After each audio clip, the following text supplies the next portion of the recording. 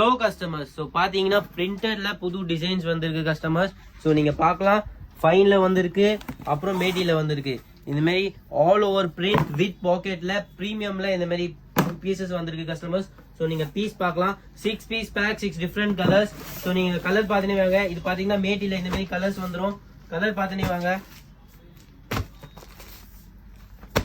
6 piece pack, 6 different colours customers. மேட்டிலயும் வந்துடும், அதே மாதிரி ஃபைன்லயும் வந்துடும் கஸ்டமர்ஸ். ஃபைன்ல கலர் பார்த்துனே வாங்க.